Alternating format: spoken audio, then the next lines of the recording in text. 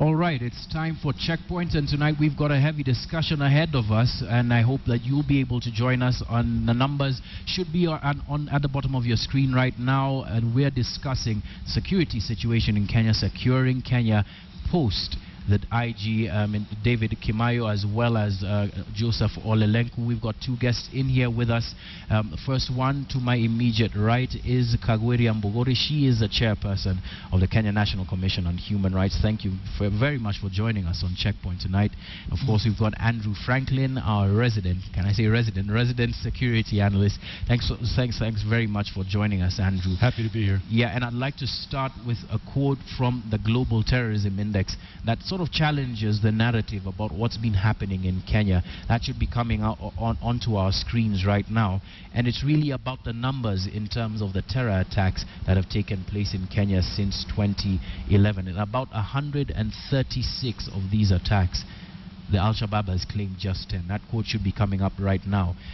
Andrew, what do you make of that in terms of that statistic? Now, that would presume, of course, that the Al-Shabaab claims responsibility for every attack.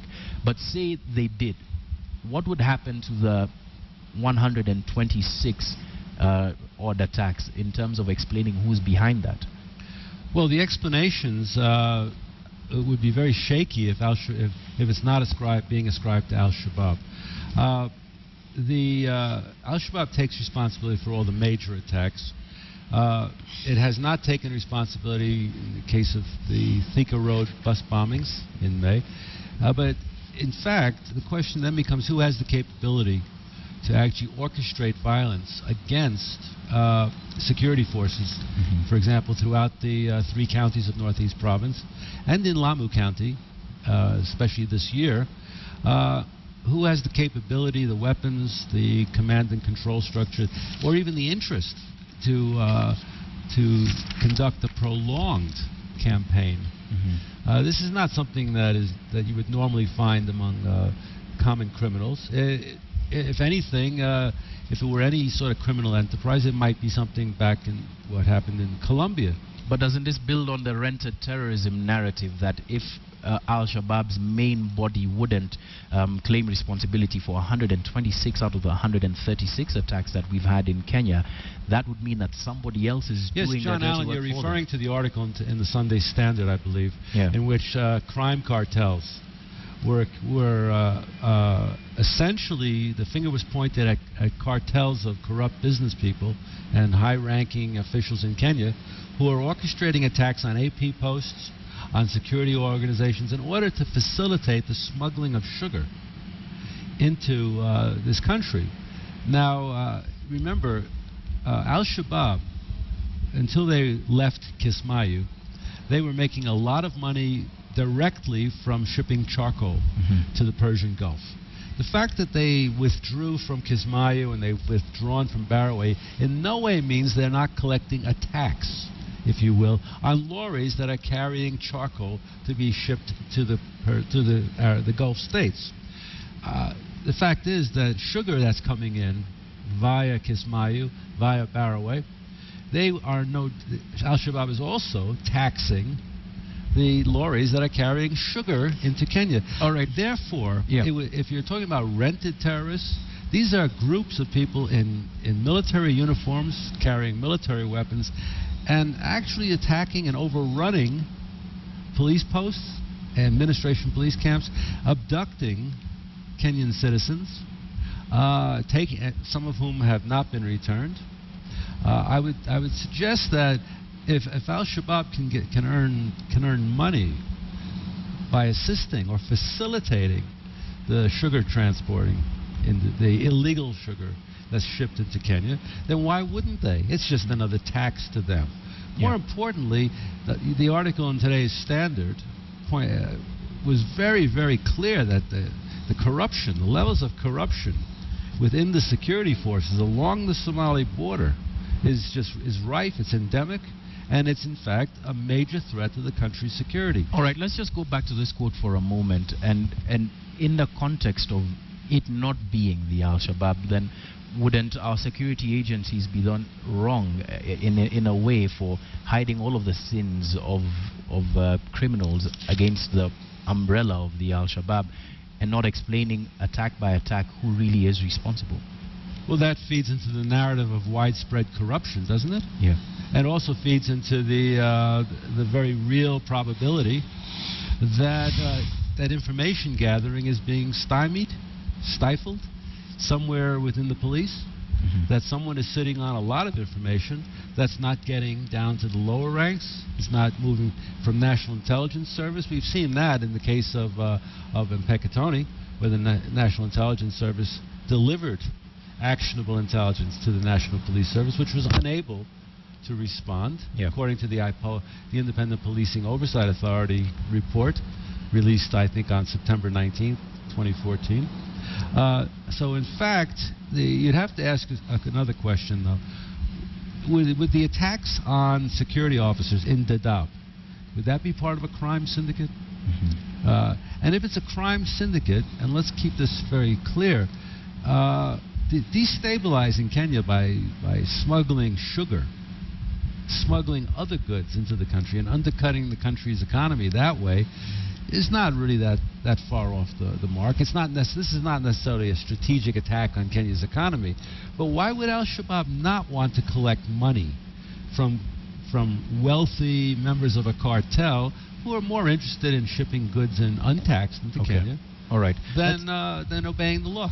All right, let's bring you into this discussion, Kagwe. With respect to what is being called a militarization of our security agencies, we've seen a number of military men coming into very key security posts. The prospective nominee for the post of Interior Cabinet Secretary, he is himself a former military man, but from the point of view of the KNCHR, you've been a bit uncomfortable with the deployment of the KDF internally. Why is that? Yes, we took exception to deployment of KDF to settle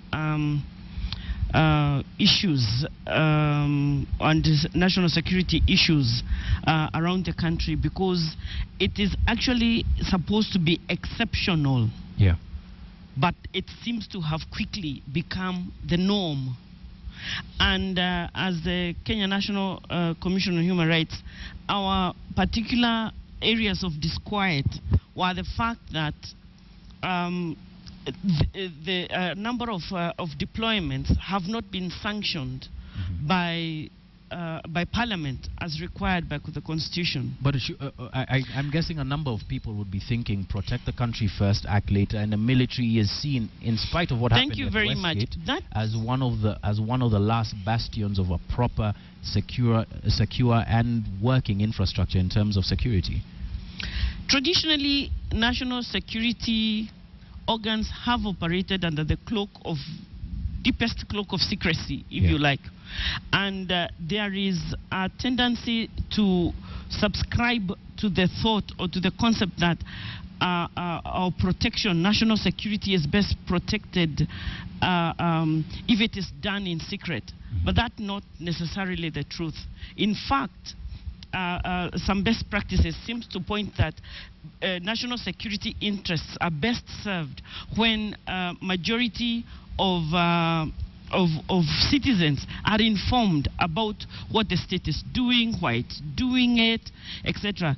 Granted, there are some aspects of national security that would require to be secret, but if everything is done under the cloak of secrecy, there's very little understanding, and where there's little understanding, there's a lot of speculation, a lot of fear, and the MOs of most modern terrorist groups around the world capitalize on just that. Capitalize on the increase of fear and increase and just the shocking and terrorizing the very minds of their victims. Yeah. And that is and then so in a way you will see that tactically they will be winning. There's global principles on national security and the right to information. And I think this we have in Kenya now, we have a very good opportunity to embrace these principles and explore them. All right, let's just hold that. We've got a call right now from Kajiado. James Gitonga from Kajiado. If you can hear us, what's your comment on tonight's discussion? Okay, for me, I think we should take this security issue as it starts with us. Actually, for these people in human rights, especially in Bogoria, let them not shout very loudly about. I saw her yesterday in the media shouting about how these criminals are being killed. And it's very, very worrying. I would really like them to go and demonstrate how to arrest an armed person. It doesn't matter. Bora we get these criminals with guns or pangas. Actually, I worry very much for my sisters, my mothers, when they are raped. If this has ever happened to a person of your family, is when you really understand who these criminals are. Secondly, and most important is what the president said. This security starts with us. Why do we keep on offering very useless advice to government? You see all people from the opposition, those who are in the government, trying to comment on things which they don't really understand. When we keep on saying the government has failed, yes. How many times, like yesterday at Grove Roundabout Cinema, I saw an AP officer running after a guy who had snatched a mobile phone from a woman. Then people are just watching at him chasing this criminal around. Then it's like it is his responsibility. Yes, these guys are stealing from us. What are you doing about it? We should take this responsibility to ourselves. Okay, thank you very much. Thank you very much, James. Thank you very much, James, for calling. I think your point has been made. In fact, I'll come back to you on that, Kagweria. This is a very, very sensitive discussion here in Kenya. Security versus human rights. It seems as if people from the human rights world are only interested when the rights of the accused are being infringed upon, but not when the rights of the police, for instance, are being infringed upon, or when the police are dying. You say it's not correct. Why so? It is actually not correct, but there is a certain, I think, narrative that has taken hold that we are only interested in fighting for the rights of criminals, or we are anti-law enforcement officers. That is actually not correct. The National Commission on Human Rights, we are the raison d'etre of why we exist is to ensure that a culture of human rights take hold, and also to uphold the rule of law. And the rule of law and the Constitution of Kenya, there's no place in the Constitution of Kenya where any actions that don't conform to human rights standards are endorsed. In fact, all throughout the Constitution, it is said that the national security organs, or national security principles of national security, as they are articulated in the Constitution of Kenya, are that one of the things that they must comply with and conform with is a human rights approach. That's true, but the argument that James from Kajiado is fronting is one that has taken hold with a lot of people. It has taken hold, yes. And just because it has taken hold and because maybe it is gaining some ground or some traction, it does not mean it is true. But I will tell James tonight that it is not true. Have you responded in terms of the abuses that police are going through, even if to just commiserate? I think that's what a lot of people are looking for. We do commiserate. Remember, we are not a special species from out of space. We are Kenyans. The people who work in law enforcement are our brothers. They are our fathers. They are our sisters. We cry when they are killed. We cry when we see, and we are moved when we see that they are working under very difficult conditions. And actually, this is at the crux of the discussion tonight. Yeah. And it is this, that national security is best protected when we have institutional reforms and institutional changes. And it is not about a replacement of a single person or one leader. And the gentleman from Kajiado was very correct, and the president is correct, that national security will be the job of every citizen and every person living in this country. All right, Andrew, I'm going to come to you with respect to the human rights versus security debate, but we've got a call right now from Mandera. I believe it's Noor calling in from Mandera. Noor, what's your question or comment? Yes, brother, I'm Noor Haji from Mandera. Yes, very quickly, what's your question or comment? Yes, actually, from where I'm sitting, I'm around 300 meters from Somalia right now. Yeah. I'm in Mandera town. My comment is that the movement of the moving out of Kimayo and Olelenku doesn't help much. The fact is that our policy is wrong as far as security is concerned. Okay. All right, Noor, thank you very much. For instance, last year, somewhere in 2013, one of the oldest center of administration police was attacked in Mandera town. Yes. And what happened is that there were 7 soldiers there armed with G3 rifles. Those Al-Shabaab guys came and attacked them. They fought like injured lion, but those guys were more armed than them. They used anti-aircraft and big missiles. So the soldiers were actually destroyed. The camp was actually destroyed. Okay. So our government is saying that they bought 3,000 land cruisers for our security guys, but they were not able to tell us how many of them are armored. How are our soldiers more armed and more equipped and more trained in the Al-Shabaab? All right, Noor, that's a very interesting question. I think we'll leave it there for now. Let me just bring it back to Andrew now and start with what Noor says before we go back to the human rights versus security debate. In terms of equipping our security agencies to be up to the task, especially in those frontier counties, where is the gap? Well, to have immediate effect, let me move back one step. 3 years ago, I had articles published in the Business Daily in December 7th and 12th, 2011, saying Operation Linda and Chi had apparently failed. Withdraw the Kenya Defense Forces back to a purpose-built combat base in support of the National Police Service.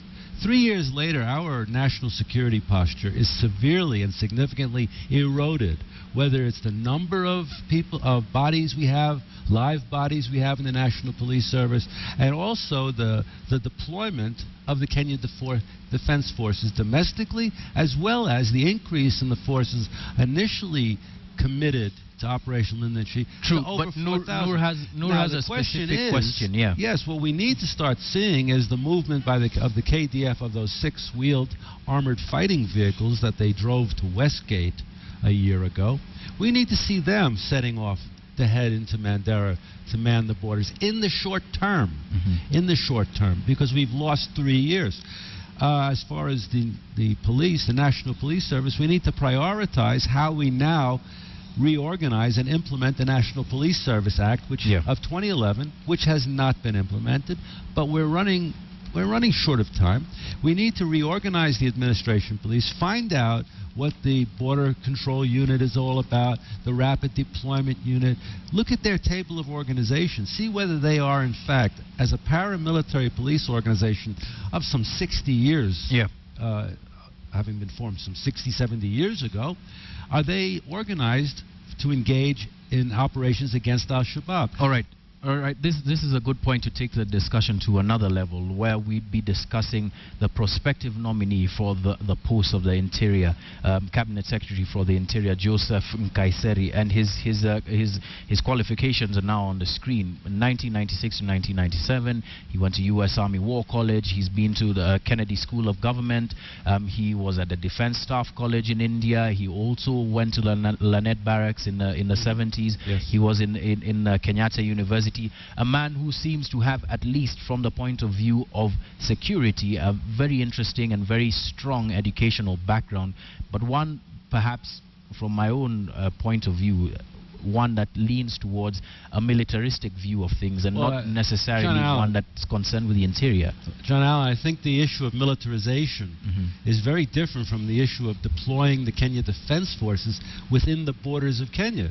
That is a slippery slope towards problems.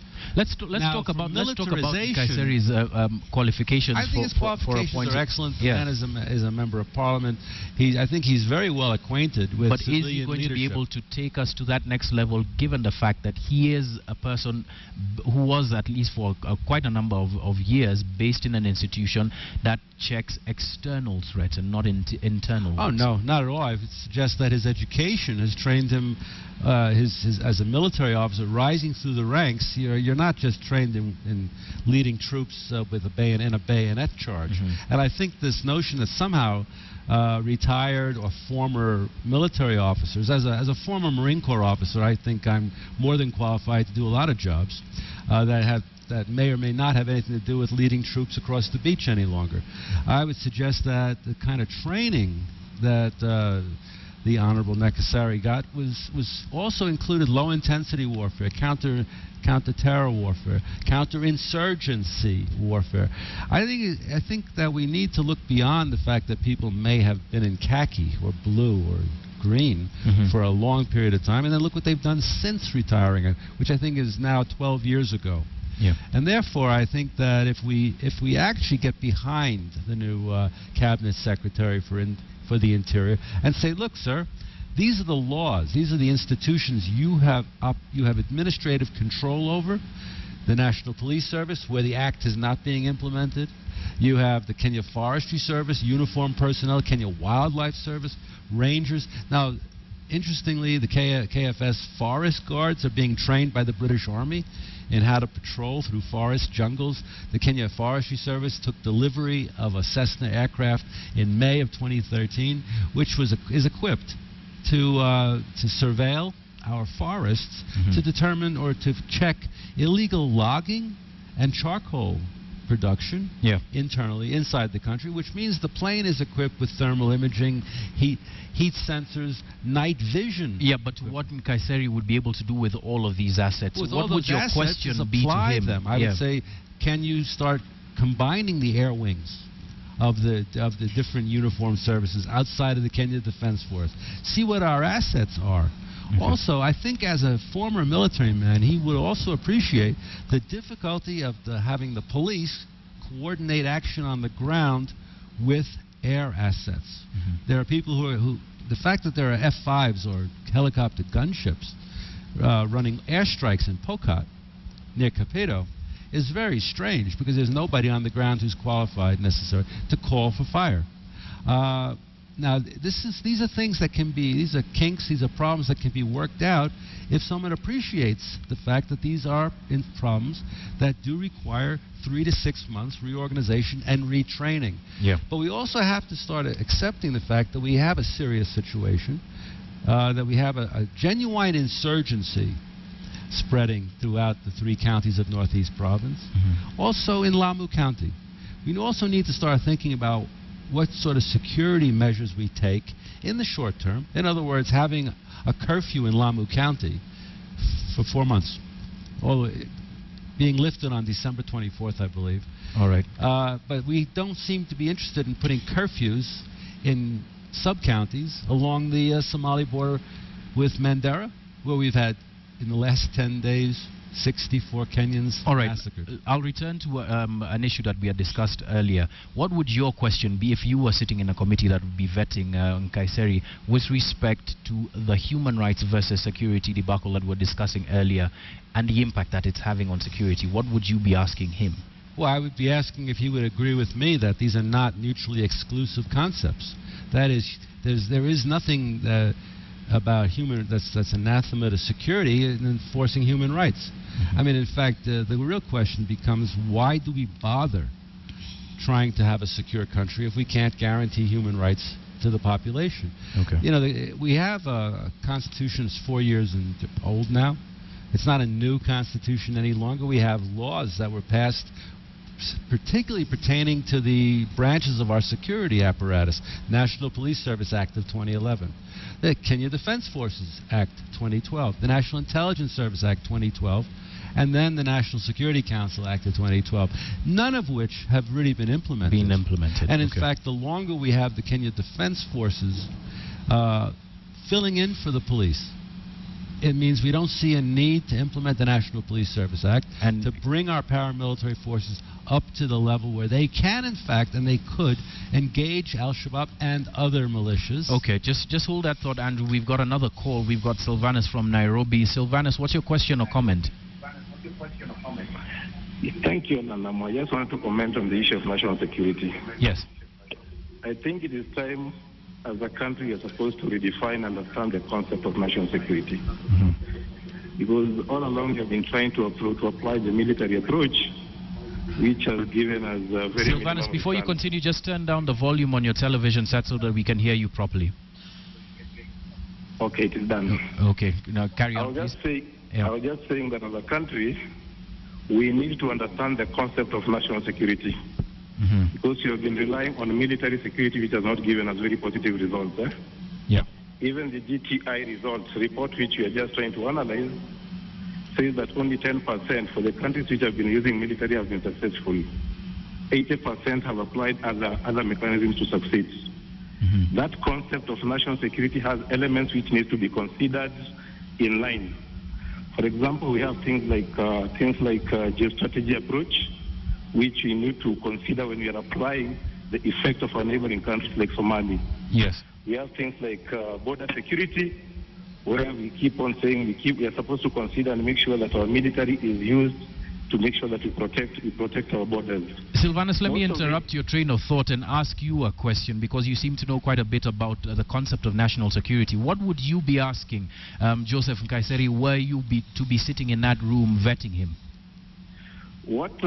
First of all, my belief is we need to take security as a profession. It is no longer a job. Ladies men and women who have been given that particular responsibility must do extensive research so that we provide personnel who can provide current solutions of problems like terrorism. Because what we are experiencing nowadays is as if we are in a position where we believe that our brothers and sisters who underwent all those military training those back days can provide the current solutions. We need to work on the institution, just the way our sister is saying there, so that we bring men and women who can reform. Actually, the Inspector General, the Cabinet Secretary who is being appointed, should work towards making sure that they professionalize the security system. So one of the questions which I might ask, which mechanism, which strategies do they have in place to make sure that they can change the entire security system and create a link between the security apparatus and the entire citizenry? All right. For example, under police reform, there is one component that has never been utilized. We have never made Kenyans to understand the meaning of policing. We only deal with the aspect of police. That's why we normally have the breakage between the citizens and the police agencies. All right, Sylvanus, I'm going to stop you there. Thank you very much for calling in with your comments. Kagweria, let me go to you now with respect to Joseph Nkaissery, and also a person who you will have the opportunity of vetting, which will be the prospective Inspector General. Sylvanus has enumerated quite a number of things in terms of national security. What are the questions that you are going to be asking the prospective nominees for the post of the Inspector General? With respect to both the Cabinet Secretary, Interior, and the IG, I would have one important question. Yeah. And it would be in reference with Article 238 of the Constitution, specifically Sub-Article 2, which, and this is the enumeration of the principles of national security. I would ask them, given the reality of the challenges that Kenya faces in national security, securing our borders, ensuring the safety and the security of citizens, and even just the general threat to the country, and given the specific mandates of both national security organs, because the cabinet secretary will be very critical in the national security council. That's true. And the IG as well. I would ask them this: what steps will you take to ensure that national security operations and activities and policies and implementation of national security activities and will be in compliance with the law and will observe utmost respect for the rule of law, democracy, human rights, and fundamental freedoms. All right. And that's the direct wording I've lifted from Article 238 of the Constitution. Sylvanus raised a very interesting point in terms of professionalism of the individuals who will be taking this. Andrew, I'll go to you. The last 4 cabinet secretaries and ministers for internal security all came from one community, the Maasai. It's very hard for a person from another part of the country to say that, okay, these were appointments based on merit, at least to the extent that they were only from one tribe. You're hearing of MPs from the North Rift now calling for the post of the IG to be retained within the Rift Valley. In terms of meritocracy, where would you place the questions of regional balance, which is a very interesting, very big debate here in Kenya? Well, we have constitutional requirements for gender balance. Mm-hmm. There is regional balance is certainly important. I don't believe that any one group has a monopoly on martial spirit or the ability to run a police service. I don't believe that any one racial group has the ability to wage war better than any other racial group. And those people who thought they could do so have often been very much surprised to their detriment. I think we need, I think a very key point that you should be raising is, first of all, we have a gap now in the National Police Service. We have a missing officer, senior officer. We have a 90-day period without a command figure, it seems. Mm-hmm. There seems to be a problem with the acting, who's going to be acting, and there are also problems with the people who might be acting and who might be applying. They all be coming from the very same system that Mr. Kameo came out of. And I would suggest that the vetting process for the IG must be much more rigorous this time around than it was the case in 2012. In other words, just getting a name or names in as IG, Deputy IG, and saying, police reforms, not right. That was a very poor showing. I would suggest that the applicants for the IG, the position of IG of the police, should be asked exactly how they will implement the various chapters, specifically of the National Police Service Act, to give us that consolidated command and control, which the IPOA said it was lacking at in Peketoni. Okay, but very simply, a lot of Kenyans will be looking at a very simple statistic, very simple gauge to be able to measure is how secure are they. We've got more statistics from the Global Terrorism Index that show you where Kenya is right now. If we can just 12. get them on screen exactly. We're 12th out of 162 countries, and look at the countries that are ahead of us. I mean, Iraq, Afghanistan. We're really in the league of countries that are suffering in terms of security. The questions that you're going to be asking with respect to changing that statistic in the short term and in the long term, Kagweria, what are they? One, as I've told you, for me, one of the most important questions would be what steps a person in that position will take to comply with that particular constitutional requirement. But apart from that, as you well said, in terms of the objects and functions of the National Police Service, professionalism is the first one that is listed among the highest standards of professionalism, discipline among all the members of the service. and that therefore the person who leads that kind of service must himself also be a person of a very disciplined person of highest professional standards. Okay, Kagweria, let me just interrupt you. That statistic points to a more institutional problem than just the problem of an individual. As you comment, your final comment for this evening, what are you going to be asking with respect to the institution that these people are going to be leading, how they intend to change these institutions? A commitment to change, a commitment to reform. You see, there's a lot of talk about police reforms or reforms in whatever sector it is, but it takes more than talk to actually reform. And it is very difficult for a law enforcement agency that is that runs on commands. It's a command structure.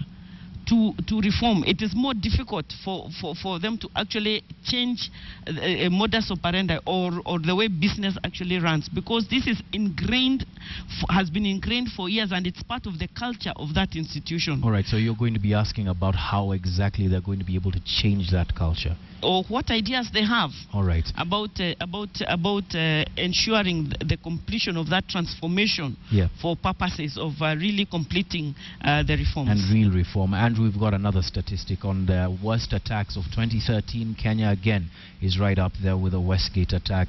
Considering what happened at Westgate, from communication to the bungling going forward, also pointing to serious institutional flaws, what would you be asking the Inspector General, prospective Inspector General, or as well as a Cabinet Secretary for the Interior, with respect to changing our institutions as you wind up, Andrew? I would ask the prospective Inspector General of Police if he or she has the guts to stand up to the head of the Kenya Defense Forces who comes into a situation and wants to supplant the police authority. The law is very clear. KDF operate in security operations with the prior approval of the National Assembly and in support of the National Police Service.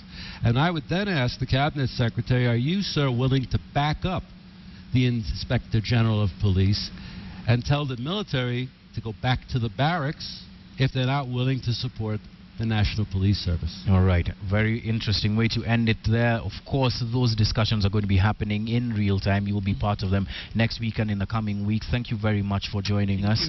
Kagweria Mbogori from the Kenya National Commission of Human Rights, chairperson. Hope you'll be joining us again in future conversations. Of course, Andrew Franklin, thank you very much for joining us.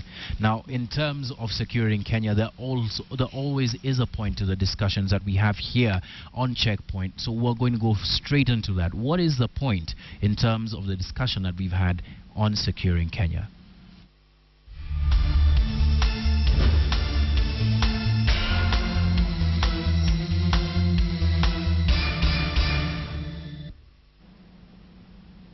Now, as you've heard, there's been a very serious lacuna in the implementation of laws concerned with security, from the National Police Service Act to other acts that would bolster our security agencies and build our institutions. And that has to happen with respect to the leadership of these various institutions. The Inspector General of Police, as well as the Cabinet Secretary for the Interior, must be right at the front in terms of leading the charge in the implementation of the laws, the very robust laws that Kenya has, and in looking for areas where our laws might be weak and forcing, or not forcing rather, but pushing the reforms in those areas legally. Secondly, the strengthening of institutions is something that should have happened a long time ago, based on this discussion, and of course based on the very sad statistics that came out just within 10 days of Mandera and the many other people who have died over the past 3 years, especially with respect to terrorism and insecurity around the country. There seems to be a failure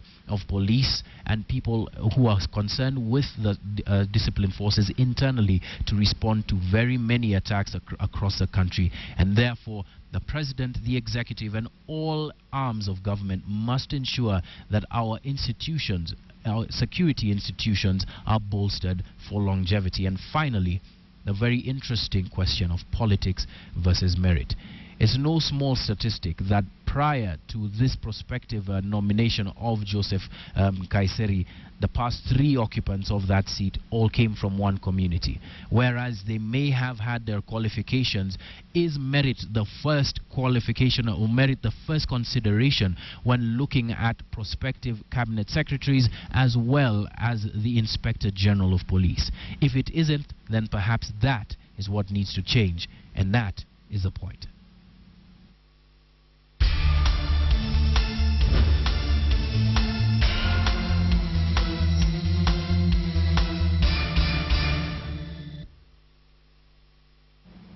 All right, and we've got lots of feedback coming in on our Twitter hashtag. That's Checkpoint on this discussion. I'm going to be reading it in a few short minutes, but now we take a short break and carry on with the bulletin this weekend. Very, very interesting ones coming up right after the break, including that segment that we all love, Mock the Week with Wilson Buru. So stay tuned.